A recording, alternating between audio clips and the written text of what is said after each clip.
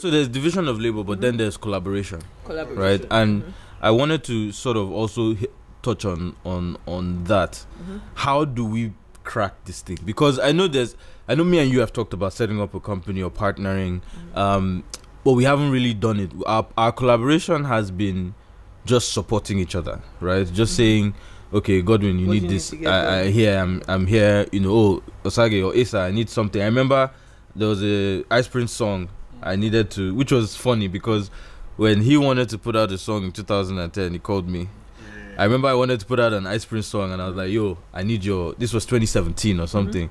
So yes, there's that support we give each other, but how do we do this collaboration thing in a way that can truly, because I mean, there are labels coming in now, everybody is rushing here.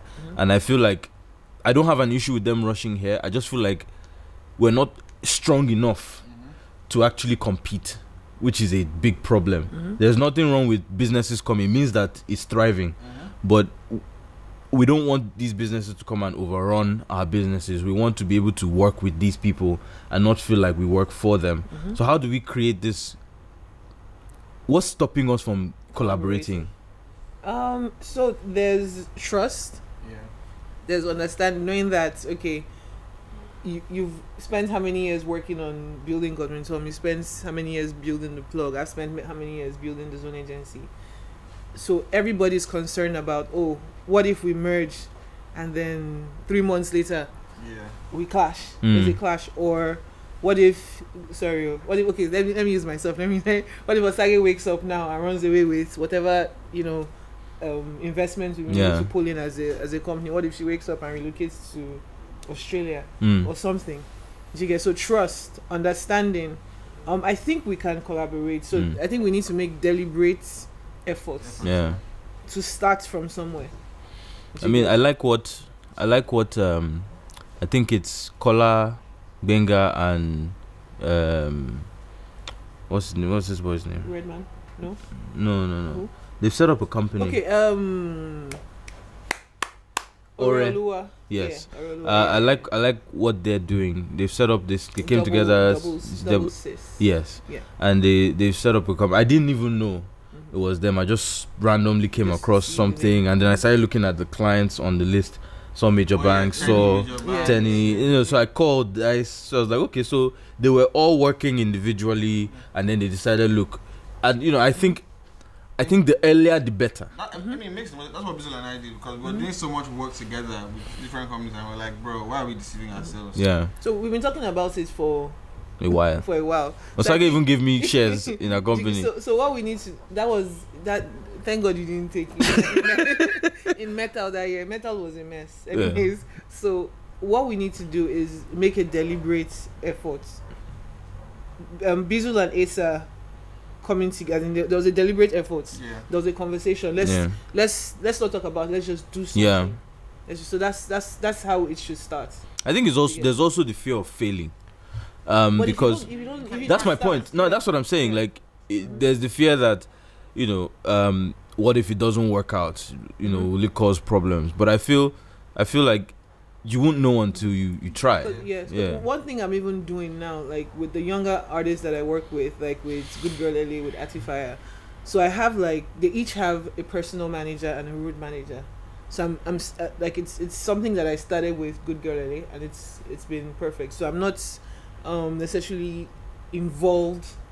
Like I just handle the business and everything, and then I'm building them.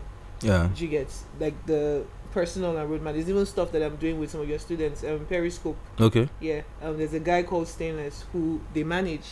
You get as well. So I think collaborations like that as well. So it's not necessarily like the plug, and I think that's how you guys probably started out with Sam as well. You get. So it's not necessarily like they work with, but we're collaborating to work on this project, and then from there, I mean, because I think like for example, like with Sam, like Sam had never managed an artist before Mayakun. Like before I started working with David again, Sam was working with Mayakun, but he was basically the scenario I was in 5-6 years ago. He had never done it before, and that's how Sam and I Sam and I were close before. But when we really got close was when I started managing David again. Was managing Mayakun, because one thing I am an advocate of is asking questions. Like, you know me, if I don't know, I'll call you and say how far. I don't understand this thing.